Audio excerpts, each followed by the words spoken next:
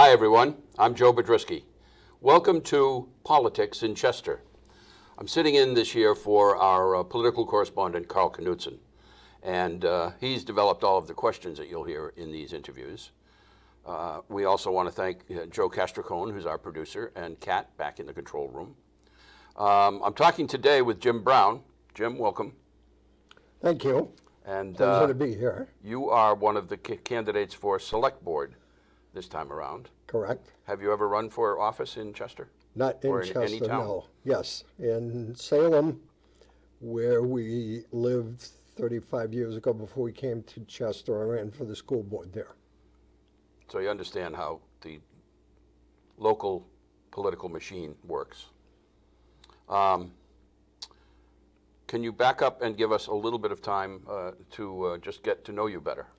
Sure. Your professional history and where you started your life and career. Well, I was born in Virginia, but you don't want to go that far back. Could take a while to get to Chester. Basically grew up in Lawrence, spent most of my formative years in and around Lawrence. I got married in '77 to my wife of 47 years, Maria. We moved to Salem, and then from Salem, we moved to Chester. We've been here since '97. Great. Why did you decide to run for a seat on the select board in this town? We've been here for 30 years, and we moved here because Chester's an amazing town. We love it. It's rural, it's quiet, it's quintessential New England. And we have been here 30 years. I've seen a lot of changes, a lot of things going on, and we're at a point where I think it is very critical for us to look at planning Chester's future and preserving what we love about Chester. And I think that's going to be a challenge because growth is inevitable. But we also want to preserve what I hope most of us love about Chester. Do you have future generations in town with you? Children or grandchildren?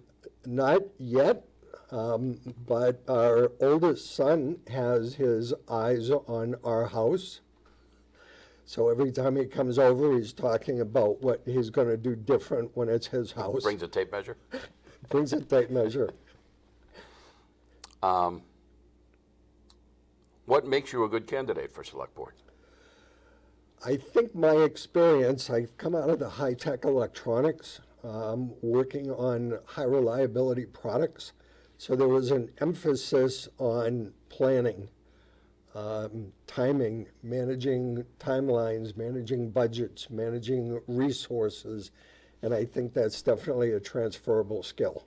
Well, good town government is certainly a reliable resource. So you ought to fit right in. How do you think the town would benefit from your election? As I just mentioned, bringing a new skill set to the select board that is from a practical business application. Government clearly is different from business, but some of the skill sets are certainly transferable. So I think I bring that skill set with me of emphasis on planning, managing milestones, managing resources, managing budgets, and I think that will be a benefit in the long run. Are you still working professionally? I retired in September, which is why I decided to throw my hat in the ring here, because now I have the time to devote to doing this. Well, congratulations. Thank because you. there is a certain time commitment involved. They meet on Absolutely. Thursday nights, but there's a lot of homework involved, I think, too. And I think there's a lot more than just Thursday nights. Right, right. So if elected, would you be willing to attend training seminars? The Absolutely. New Hampshire Municipal Association Yep. does a great job of setting people up who have never been in the position before. Yep, and again, that's a part of the time commitment prior to retiring. I did not have the time to commit. What kinds of things would you want to get out of that? Out of training?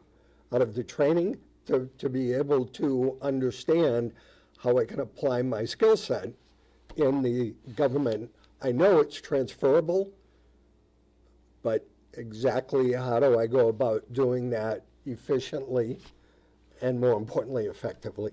There's a lot of the New Hampshire state laws that come into effect. Yep. The RSAs. All those pesky RSAs. How would you build relationships with town employees? They're going to be an important part of your constituency and people to whom you need to both answer and have them answer to you. Yeah. Part of my managing resources was getting out and talking to people, getting to know people, meet them where they're at, so to speak. And I've already done that. I've already reached out to a number of town employees with an introduction of who I am, why I'm running, and preparing them that should I get elected, this is what I want to do to forge a relationship with each one of them. One of the things that the select board does is kind of divide and conquer. Yep. And they all go out as ambassadors for the town to meet with and be part of some of the other committees and departments. Mm-hmm. Do you have any special interest knowing what committees exist in town? That's a good question. I don't have a special interest per se. I was on the fire department for 12 years. When we moved here in '97 is when we went from the old fire station. That was the year they were introducing the warrant article for the new fire station. So I said, before I vote on this warrant article, I want to get educated. So I came down, they had an open house at the fire station, and I got wrangled into joining the fire department. I'm not saying you're any older than I am, but that was before my time in town. Ouch. Talk a little bit more about your professional experience and how that will translate to being on the select board. So as I said, I came out of the high-tech electronics industry, focusing mostly on defense, aerospace, and medical. Okay. Which are all high-quality, high-reliability organizations which required a discipline for planning, milestone management, resource management, budget management, and following through on projects and timelines. And essentially, I believe that's the transferable skill set that I'm going to bring to town government. Now, living in town for as long as you have, I'm sure you've watched and you've probably identified some things that you think are definite challenges. Mm-hmm. What are some of those things that you would want to address from the select board perspective? Growth. Really? Growth is, and this gets back to my comment on planning. Growth is inevitable. If you're not growing, you're stagnating. And if we want the town to grow, we need to manage that growth. But we have to do it responsibly, knowledgeably, and with a goal in mind. We can't just approve anybody who comes into town with something, hey, I want to do this, and just, sure, go ahead. We need to make sure it fits with what our plan is long-term. And by long-term, I mean the next generation. We're going to leave this town to the next generation. What do we want to leave them? I want to leave them a growing, prospering, familial community.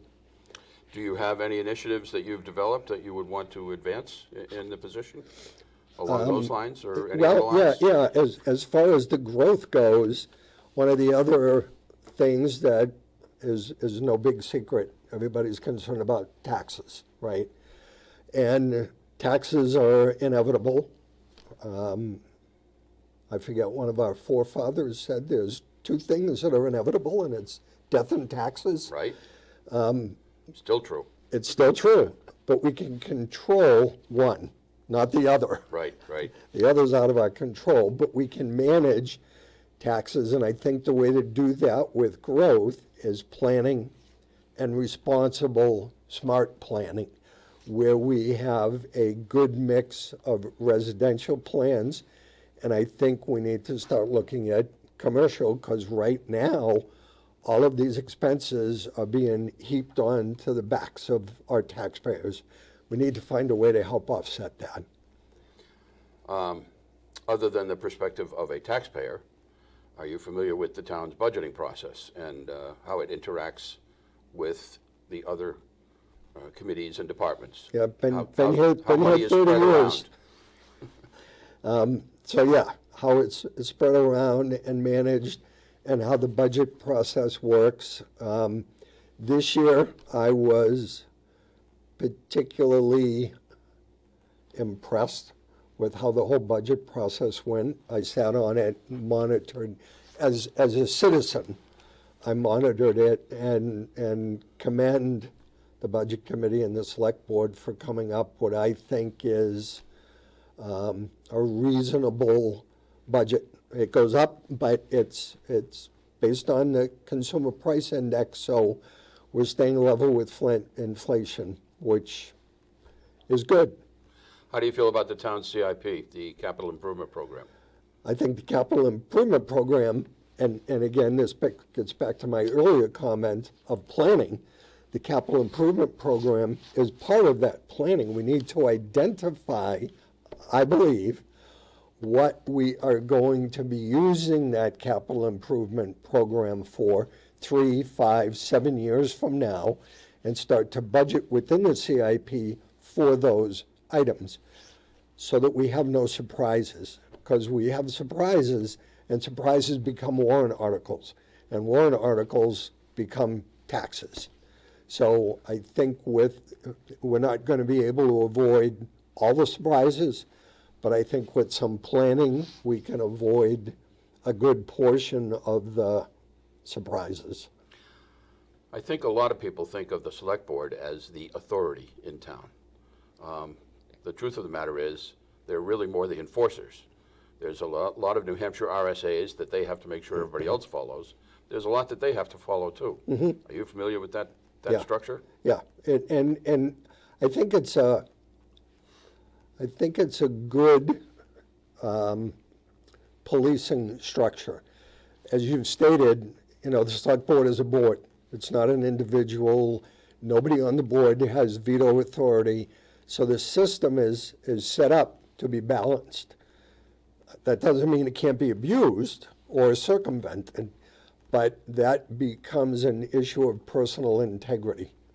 But the system itself is set up to function fairly, equally, honestly, and transparently. Municipal operations require financing. How comfortable are you in dealing with the money that is spent here in town? How comfortable am I dealing with how it's spent or who's spending it? Well, go ahead.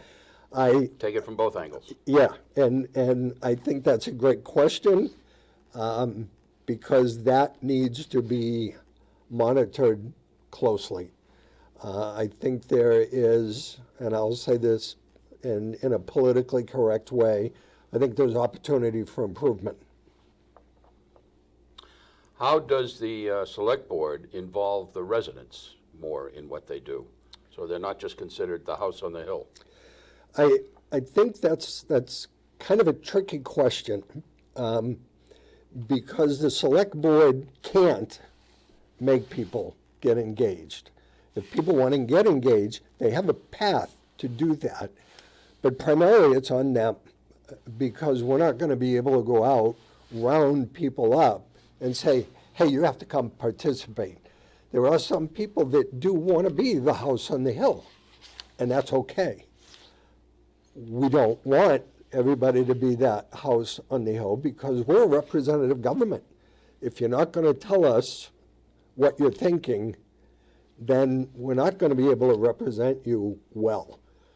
So if you want to, come down off the hill, talk to us, and get engaged as a citizen. Do you think that many people in town actually know that they are welcome at Select Board meetings? They are all open to the public. They are all open to the public. They are advertised. It's on the town website. So again, I think it's an option to them. It's certainly something worth looking into because you can make the same observation about the town meetings. We've got 3,500 people here in town, if we get 10% of them at the town meetings, I think I'm being somewhat generous. That's a good year. Is there anything we haven't talked about that you'd want to put into a closing statement of some nature? The only closing remark I want to make is Chester, again, it's a wonderful community. It is quintessential New Hampshire. Growth is going to be inevitable. And I think we really need to strongly focus on how do we manage that growth, both residential and commercial. And if we do it in a well-defined, well-planned, well-executed way, I think we can set Chester up for being a wonderful community for people to live in for decades. Great. Thank you so much. Thank you. Mr. Brown. I appreciate the time from you and Joe and the whole crew here. So thank you very much. I'm sure that you would endorse encouraging everyone to vote. The town election will be at the MPR on Tuesday, May 12th. The polls are open from 7 a.m. to 7 p.m. And then 2 days after that will be the town meeting, which we want to get more and more people to come to, on May 14th, starting at 6 p.m., also in the MPR. So thanks for watching this edition of Politics in Chester. Tune in again to meet the other candidates for the Select Board and those on the ballot for School Board this year.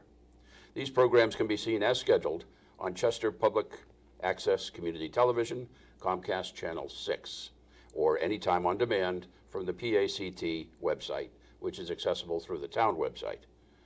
For Carl Knutson, the Public Access Community Television Committee here in Chester, I'm Joe Biedrzycki. Thanks for watching.